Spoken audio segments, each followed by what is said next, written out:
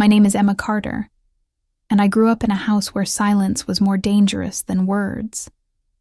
I was only 19 when I realized that the people who were supposed to love me the most were the very ones destroying me from within. My father was a man of power, feared by many in the city. But inside our home, his power turned into cruelty. He never raised his voice in front of outsiders, never let a crack appear in his perfect image. But behind closed doors, his control was suffocating. My mother, once a gentle woman, had become a shadow of herself, obeying his every command out of fear rather than love. I was different, though. I asked questions, I noticed things, and that made me dangerous in his eyes. For years, I watched the family drama unfold. Cousins fighting over inheritance, uncles whispering schemes in the dark, and my father at the center, pulling invisible strings like a puppeteer. I never thought I would be part of those games until the night I overheard a conversation that changed everything. My father's voice was low but sharp, like a knife cutting through the air, as he told my uncle that once I turned 21, I would have to be removed because I was too clever, too curious, and posed a threat to their empire. At first, I froze, unable to process what I had just heard. Removed? From my own family? The blood running through my veins suddenly felt poisoned. I knew in that moment that silence was no longer an option. If they thought I was weak, they had no idea what storm was waiting for them. That night, standing alone in the cold hallway with my heart racing, I made a vow. I would not only survive them, I would take everything they built and expose the lies that had kept our family in power. For decades, revenge wasn't just an option, it was my destiny. The days after I overheard that conversation felt unreal, like I was living in someone else's nightmare. But the truth was clear. My own father was planning to erase me from existence as if I were a problem rather than his daughter. And while the world outside still saw me as the obedient child of a respected man, inside I was already preparing for a war that no one suspected. I began watching everyone more carefully, memorizing the patterns in my father's business calls, the sudden visits from strangers late at night, the coded language my uncle used when he spoke about shipments and hidden accounts. And though I didn't yet understand the full scale of their empire, I could feel that it wasn't just money or reputation they were protecting. It was something darker, something illegal, something that could destroy them if exposed. The more I observed, the more I realized that my family's wealth was built on betrayal, and every smiling relative who came to dinner was carrying a secret dagger behind their back, waiting for the right moment to strike. At first, I thought I was too young, too powerless to stand against them. But then I remembered the promise I made to myself in that cold hallway. I would not just survive, I would strike first. And to do that, I needed evidence, allies, and patience. 3 weapons my father never expected me to have. And so I started writing everything down in a hidden journal. Every whisper I overheard, every document I caught a glimpse of, every face that appeared in our house at odd hours. Because one day, those details would be the cracks in the empire they built. I began noticing small things, like how my cousin Daniel always arrived with a nervous expression, how my mother avoided looking at me when my father was in the room, how my uncle's watch was the same one I had seen in photographs of a man, wanted for fraud in another country. And though no one noticed me, the quiet girl sitting in the corner, I was piecing together a puzzle that could end them all. But the more I uncovered, the more dangerous it became. Because secrets like these were like fire. Once lit, they could consume everything. And I had to make sure I controlled the flames before they consumed me. The nights became my battlefield, because while the rest of the house slept under the illusion of peace, I was awake, moving silently through corridors, listening for footsteps, waiting for the moment when the masks would slip. And the more I searched, the more I realized that my father's empire was like a house built on rotten wood, shiny from the outside but hollow within. crawling with termites of greed and betrayal. One night, as I passed by the study, I heard my father speaking to my uncle in a hushed but furious tone, their voices sharp like knives, and though I couldn't catch every word, the pieces were enough. There was mention of a missing file, a transaction that could not be traced, and a name, a woman's name, repeated with bitterness and fear, a woman I had never heard of before, yet somehow she seemed to hold the key to their downfall. My heart pounded as I scribbled the details in my hidden journal, knowing that each clue was a thread, and if I followed the threads long enough, they would unravel the entire web they had spun.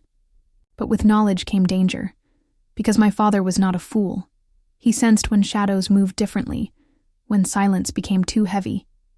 And soon I noticed the guards watching me with sharper eyes, the locked drawers in his office sealed with more care, even my meals brought to me with hesitation, as if I might already know too much.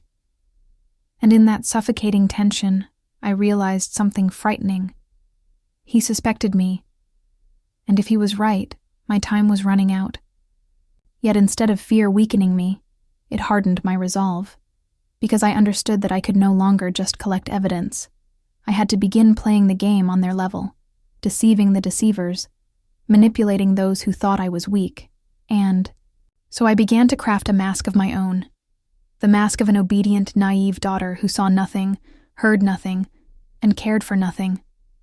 While behind that mask I sharpened my mind like a blade, preparing for the day when I would strike and prove to them that the girl they dismissed was the one who would bring their empire crashing to the ground. Days blended into nights, and nights into days. And while the world outside moved on with laughter and noise, inside the mansion, silence grew heavier, pressing on my chest like an invisible weight, because every smile I saw from my father felt rehearsed. Every word from my uncle tasted poisoned, and every glance from the servants carried whispers they dared not speak aloud. I knew the danger was multiplying, but so was my hunger for the truth. And one evening, I finally found the courage to slip into the locked study while the storm outside drowned out every sound, my trembling hands guiding me to the drawer I had long watched him protect, and with a pin I managed to break it open, revealing stacks of papers yellowed at the edges, letters signed with names I recognized and some I did not, documents of transactions in places I had never heard of, and photographs. Yes, photographs that froze the air in my lungs, because in them I saw not only my father and uncle, but my mother too, standing beside them, smiling in ways I had never seen in real life, as though she had once been part of their empire and had later tried to erase it from memory. Confusion crashed over me like waves, yet as I flipped through more files, I uncovered something even darker. A deal signed years ago that promised wealth in exchange for betrayal. Betrayal of blood, betrayal of kin. And suddenly I realized the truth, that my mother's disappearance, the silence that had always haunted her name, was no accident. She had been erased because she knew too much, and now I carried the same burden. My throat tightened, rage and grief burning together. But before I could gather everything, the sound of footsteps thundered through the hall. Someone was coming. Someone who would not forgive me if they found me here. So I quickly stuffed a single photograph and one letter into my pocket and slipped into the shadows just as the door opened. My father's silhouette framed by lightning, his eyes scanning the room with suspicion, sharp enough to slice through stone. And though my body trembled, my mind whispered one truth. If I wanted revenge, if I wanted justice, I could no longer remain a hidden observer. I would have to become the storm itself. The photograph in my pocket burned against my skin like fire, a silent reminder of the secret I was now carrying. And though my legs shook as I slipped back to my room, my heart beat with a rhythm I had never felt before. A rhythm of defiance, of awakening. Because for the first time, I was not just the girl trapped in their shadow. I was the girl who had seen behind the curtain, who had touched the threads of their lies. And though fear clawed at me, anger kept me standing.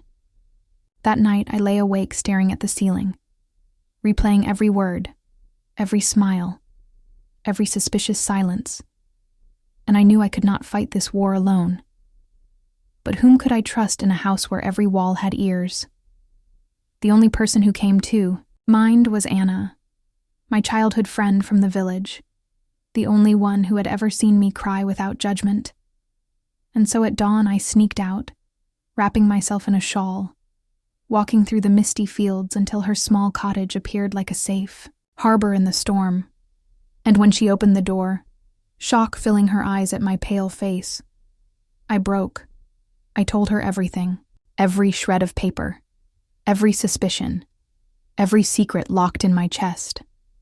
And though at first she trembled with fear, soon her eyes hardened with resolve, and she whispered that I was not wrong, that she too had heard things about my family whispered in the market, things no one dared say aloud.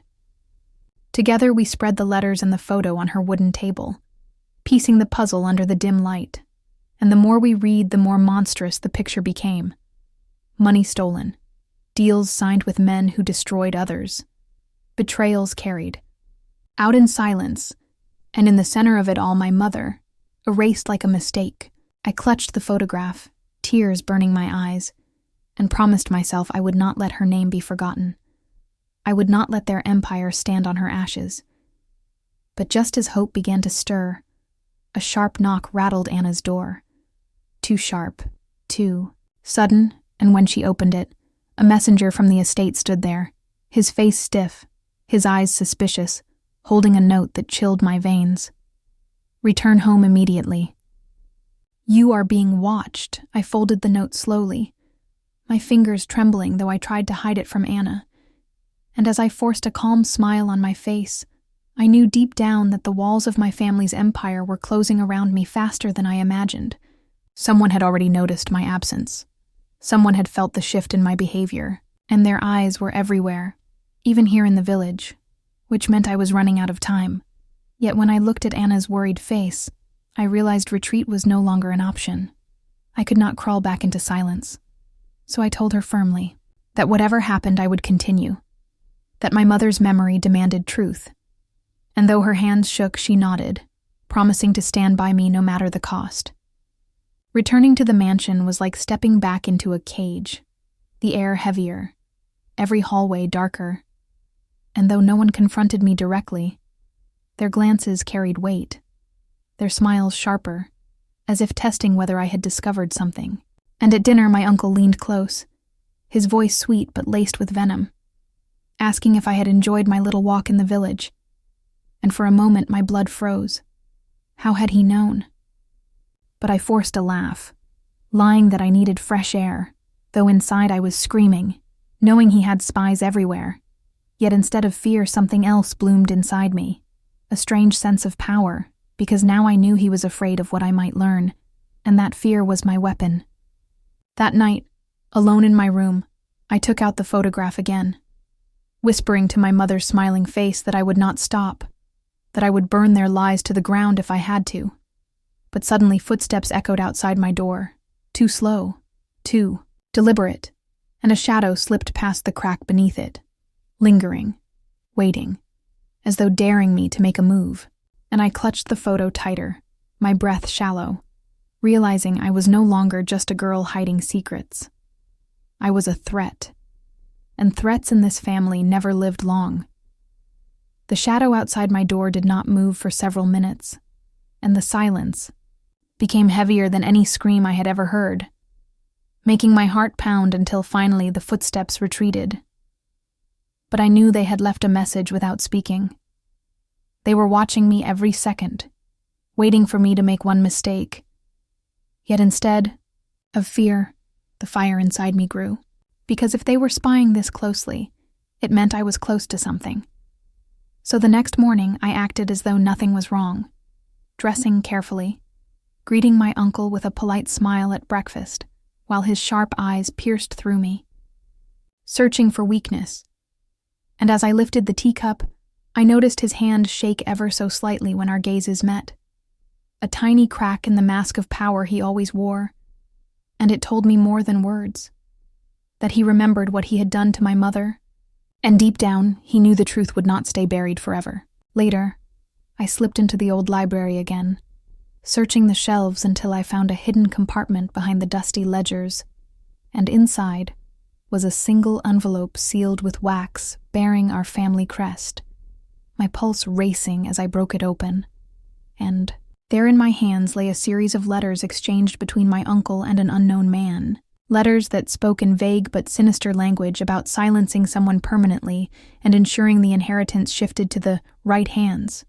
And though the name was never written, I knew with every bone in my body that they were speaking about my mother, because every line dripped with greed and betrayal. The words blurred through my tears, but anger sharpened my focus, and I promised myself silently that I would not let her death remain a shadowed secret. But just as I tucked the letters beneath my coat, a voice cut through the silence from this doorway, cold and sharp. "What exactly do you think you're doing here?" And when I turned slowly, my cousin stood there, eyes narrowed, a smirk on her lips, and for the first time I realized she had known everything all along, and worse, she might have been helping them. The shadow outside my door did not move, for what felt like an eternity, my heart pounding so loudly I was certain whoever stood there could hear it.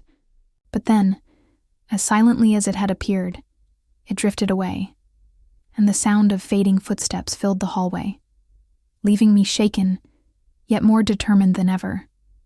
For now, I was sure they were watching me closely, testing whether I would break under pressure. But instead of collapsing, I sat on the edge of my bed and wrote everything I had uncovered so far in a small notebook hidden inside the lining of my pillow, because I knew one day these truths might be the only weapon left in my hands.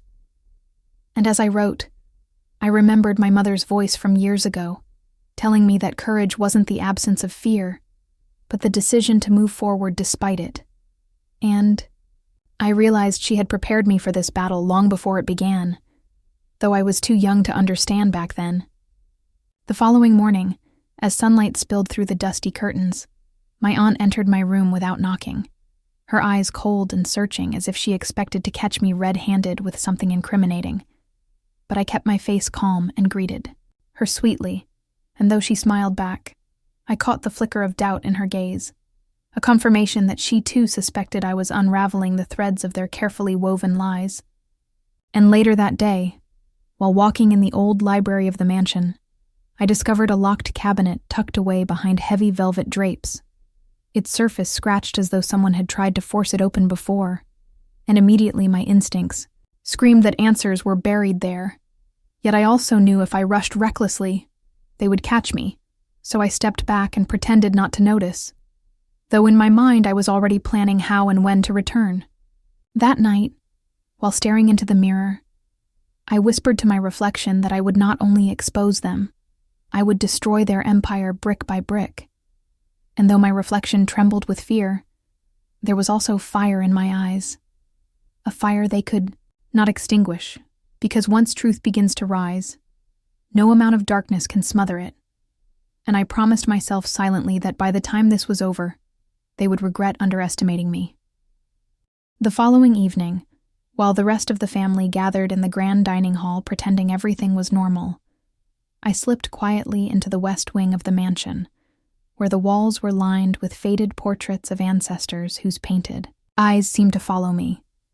And as I walked deeper, the silence pressed against my ears until I reached the locked cabinet I had discovered before, this time armed with a small hairpin I had hidden in my sleeve, and with trembling fingers, I worked on the lock, every tick of the clock echoing like thunder in my chest, until finally, with a soft click, it opened, revealing stacks of old letters, faded photographs, and several sealed envelopes stamped with a crest I had never seen before.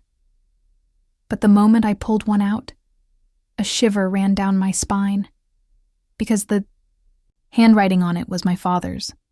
Though he had supposedly died years ago in an accident they never let me question. And as I unfolded the letter, my hands shook violently while the words revealed secrets I was never meant to know. He had discovered the family's betrayal. He had planned to expose them, and he feared for his life, leaving behind warnings for me, his daughter, in case the same darkness fell upon me and suddenly everything made sense. The stares, the whispers, the attempts to break me, because they weren't just hiding lies. They had destroyed him to protect their empire, and now, without realizing it, they had awakened his unfinished fight in me, for his voice now echoed through my blood, stronger than fear itself.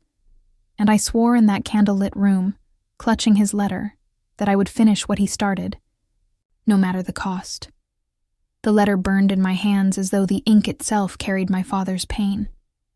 And while I tucked the rest of the documents inside my cloak, I realized I couldn't let anyone know I had found them. So I carefully locked the cabinet again and walked back toward the dining hall, where laughter and clinking glasses filled the air, the sound so hollow now that I knew it was built on blood. And as I sat quietly at the table pretending to eat, I studied each of their faces, the smug smirk of my uncle, the cold eyes of my stepmother, the false concern of cousins who whispered behind my back. And I wondered how many of them had taken part in silencing my father, how many had lied at his funeral, and how many still feared that his truth would rise again. And when my stepmother's gaze lingered on me longer than usual, I realized she might already suspect I was digging where I wasn't supposed to, so I forced a smile and lowered my head. But inside my chest, a storm raged, a voice screaming that silence was no longer safety, but a prison. And later that night, when everyone had retreated to their rooms, I locked myself in mine and spread the letters across the floor, piecing together fragments of a story more sinister than I could have. Imagined embezzlement, betrayals, secret alliances with people outside the family, and hidden accounts that funded their power, all carefully protected under a facade of wealth and respect. And as the night deepened, I realized the only way to survive was not just to protect myself, but to tear apart their empire brick by brick, exposing every secret they had buried. And for the first time in years, I didn't feel afraid. I felt dangerous, because my father's fight had become my own, and I was ready to play a game they could never imagine I was capable of winning. The next morning, I woke with a fire in my veins, my heart pounding with a clarity I had never felt before.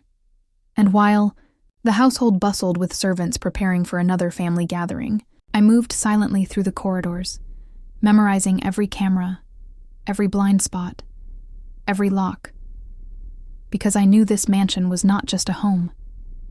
It was a fortress designed to protect their secrets, but I had something they never expected: patience and purpose. And as I slipped one of the letters into a hidden pocket and burned a duplicate copy in the fireplace, I imagined the chaos it would cause if revealed to the right people. Yet I couldn't be reckless, because revenge without strategy was suicide. So I began my first move quietly, greeting my cousins with false warmth, hugging my stepmother as though I were still the obedient girl they believed me to be. But inside, I was cataloging every careless word, every exchanged glance, every hidden agenda. And when my uncle announced a trip to the estate's financial offices later that week, I volunteered with a smile, knowing he'd underestimate me. But that was exactly what I wanted, for his arrogance would be his downfall. And as I prepared for the days ahead, I promised myself I would not only destroy their empire, I would make them choke on the very lies they had built it upon. And when I caught my reflection in the mirror that night, I almost didn't recognize the girl staring back at me, because her eyes no longer held fear. They held war. The day of the financial office trip arrived, and while my uncle strutted through the marble halls like a king inspecting his kingdom, I walked beside him with the perfect mask of an obedient niece, clutching a small notebook as if I were simply eager to learn. But every step I took was calculated because I had already memorized the hidden drawers in his office, the digital safes behind his bookshelves, and the way he carelessly entered passwords while speaking on the phone. And as he grew distracted arguing with a manager over missing funds, I quietly slipped away, my hands trembling not with fear but with adrenaline, because this was the moment I had been waiting for. And when I found the locked cabinet containing files labeled with offshore accounts, forged signatures, and illegal transfers, I snapped photos with a hidden device in my bracelet, each click of the lens sealing another nail in their coffin. And when I heard footsteps approaching, I calmly walked out with a polite smile, rejoining my uncle as though I had never moved. But inside, I knew I had just stolen the very weapon that could collapse everything they owned. And as we drove back, home, I stared out the window, hiding the smirk tugging at my lips, because for the first time, the power was no longer theirs. It was mine, and they had no idea their empire was already crumbling. That night, I sat in my room with the stolen photos glowing on my laptop screen, each document more damning than the last. And while most people would have run to the police, I knew better because the law was already in their pockets. So instead, I crafted an anonymous email and sent the files directly to a well-known investigative journalist, attaching only one sentence that read, "The empire you admire is built on lies. Prove it." And within hours, my phone buzzed with a reply asking for more proof, a sign that someone finally believed me. And as I typed back, my fingers shook with the realization that I had just ignited a fire that could not be put out. But before I could celebrate, a message popped up from an unknown number saying, "We know what you've done. Stop now if you value your life." And for the first time, I felt the chill of true danger. Yet instead of fear, something inside me hardened. Because if they were already watching me, then my move had struck exactly where it hurt the most. And as I closed my laptop, I whispered to myself that I would not stop, not until every secret was dragged into the light. The morning headlines were explosive, flashing across every screen with words like, "Corruption Scandal Rocks Influential Family," and photos of the documents I had leaked plastered beside my family's proud faces. And while the world gasped in shock, inside our mansion, silence fell heavy like a storm before it breaks. Until suddenly my uncle slammed his fist on the table, his voice trembling with rage as he declared that there was a traitor among them, and though his eyes never landed directly on me, I could feel the weight of suspicion creeping closer. Because deep down they knew I was the only one with both the motive and the courage to strike. But instead of confronting me directly, they began their counterattack in the shadows by cutting off my access to money, spreading rumors about me online, and planting lies to make me look unstable, hoping the world would dismiss my words as the ramblings of a bitter girl. And yet, even as I watched my reputation burn, I smiled quietly, because they still didn't understand that I had already sent the journalist enough proof to keep the fire alive long after they tried to smother it. The morning headlines erupted like wildfire, flashing across every television screen, every phone, every newspaper, with bold letters screaming, "Corruption Scandal Rocks Influential Family," and photos of the documents I had leaked plastered, right beside the proud smiling faces of my family. Faces that until yesterday were untouchable, but now looked fragile under the harsh spotlight of truth. And as the world gasped in disbelief, our mansion was swallowed by a suffocating silence. A silence so sharp it cut through the air until my uncle suddenly slammed his fist against the long mahogany table, the echo rattling the walls as his face turned red with rage, and his voice, trembling yet dangerous, roared that there was a traitor among us. And though he tried to mask his suspicion with vague words, his eyes flickered towards me for just a moment too long. And in that fleeting glance, I felt the storm of vengeance he was preparing. But instead of confronting me openly, my family chose the path they knew best: deception and manipulation. So by afternoon, I discovered that all my bank accounts had been frozen, my phone mysteriously stopped working, and whispers began to flood social media portraying me as unstable, a jealous liar craving attention, while fake messages and edited photos were leaked to tarnish my name, painting me as the villain in the story I had started. And even the neighbors who once smiled politely now looked at me with suspicion, shaking their heads as though I had betrayed something sacred. Yet as my reputation burned and my isolation grew, I couldn't help but smile in quiet defiance, because what they didn't know was that I had already armed the journalist with layers of proof: videos, voice recordings, bank statements. Enough ammunition to keep the flames alive long after they tried to smother it. And while they wasted their energy trying to silence me, the truth had already been set free. Unstoppable. A beast unleashed into the world that no amount of lies or money could ever cage again. And I knew, deep inside, that this was only the beginning of their downfall. By the next evening, the storm had escalated beyond whispers. Someone had leaked my home address online, and as night fell, I heard the low growl of engines outside, cars pulling up one by one until their headlights washed over the windows like predators circling their prey. And when I peeked through the curtain, I saw men in black suits stepping out, faces I recognized as my uncle's loyal enforcers. Men who never asked questions, only followed orders, and the way they stood in formation told me their visit wasn't casual. My heart pounded, but I forced my breath steady as sudden knocks thundered against the front door, so violent the frame rattled, and then came the voice I dreaded yet expected.